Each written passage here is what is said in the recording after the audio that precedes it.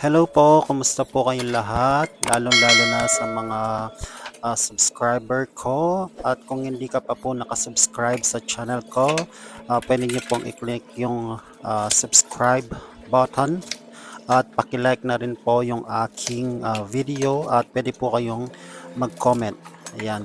So, ang gagawin kong experiment for today's video is gamit yung kangkong. Gagawa po ako ng crispy kangkong. So, ang ginawa ko, bumili ako ng dalawang tali ng kangkong na tig sa 10 yung per tali. And then, bumili ako ng breading mix na dalawa at yun po yung gagamitin kong panghalo. Yan. At eto na po, nag-start na po ako. Hiniwa ko po yung mga kangkong. Hinati ko sila sa 4 na piraso. Ayan. Para at least pag ginrind ko sila, madali lang silang mai-grind.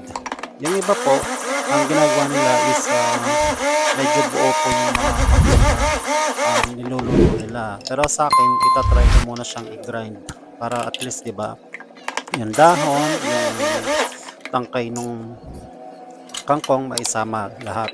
So ayan, walang maitatapon kumbaga. Meron man na itapon, konti lang. Yung pinakailalim lang na part. So ayan, nag-start na mag-grind at nakapag-grind na ng first batch. And then meron naman sumunod. Yan. Para at least diba, marami yung magawa ko. Yan. Ito yung pinakamabilis na paraan para at least mapabilis yung ating mga ginagawa. Kung gusto nating mapabilis, yan, gumamit po tayo ng food processor. Kung meron po tayo sa bahay, mas maganda. Yan. Yan din po yung ginagamit pagka may mga ginagawang mga vegetables. Yan. So, tapos na po ako mag-grind dyan. At ito na ako, mag-mix na ako. Ilalagay ko na yung mga breading mix. Hindi ko na pinakita yung kung anong brand yung ginamit ko. Kasi hindi naman din ako sponsoran. O, di ba? Yan. So, ayan, dalawang pack yung ginamit ko. Tig 15 pesos each. Yung per pack nung mga breading mix na ginawa ko. At nag-add ako ng itlog. Ayan.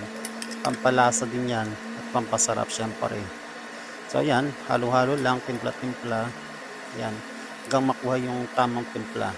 So wala na akong ibang ginawa dyan. Wala na akong ibang dinagdag kasi yung breading mix na gagamitin is may lasa na. Baka mamaya lagyan ko ng asin, umalat.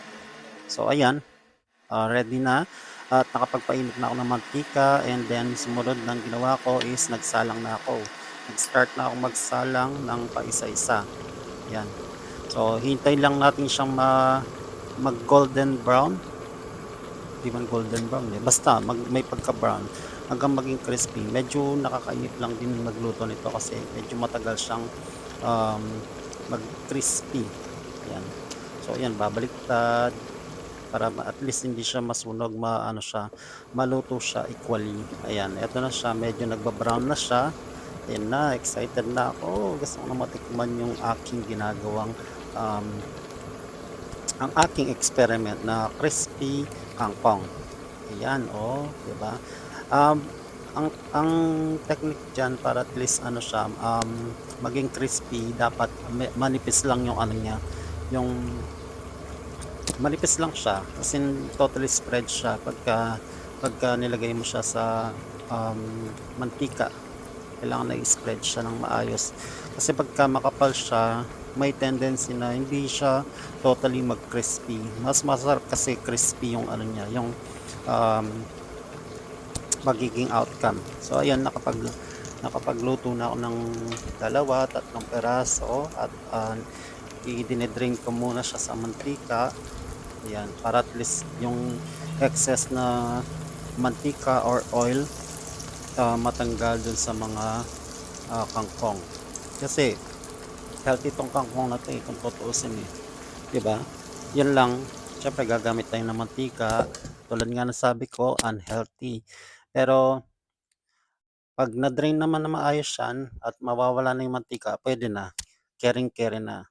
Ayan, sumunod na yung second batch ng ginagawa ko. Ayan, medyo marami rin ako nagawa dyan in fairness. Ayan, hindi ko lang, ayan, hindi ko lang alam kung ilan yung bilang. Pero akala ko nung una, sobrang dami talaga nung nagawa ko. Sabi ko baka mamaya masayang lang yung ibang tira ko kasi wala man akong ref dito sa bahay saan ko ilalagay. So ayan, tuloy-tuloy lang pagluluto, sipagan lang hanggang sa mailuto ko na lahat. Pero in fairness, um, hindi naman sobrang dami nung nagawa ko, saktong-sakto lang, puwedeng-puwede na. Ayan, tuloy-tuloy lang, luto dito, luto diyan, ayan, o 'di ba? Nag-green na yung mantika ko, para na siyang olive oil, o 'di ba, olive oil. Tama ba? Ganyan ba yung kulay ng olive oil? 'Di ko sure. Pero at least kulay green, para siyang ayan, para siyang may food color, pero ano lang siya, dala lang ng dahon ng, um, kangkong 'yan. So ayan na siya, oh, 'di ba, ang gandang tingnan. Buo-buo siya in fairness.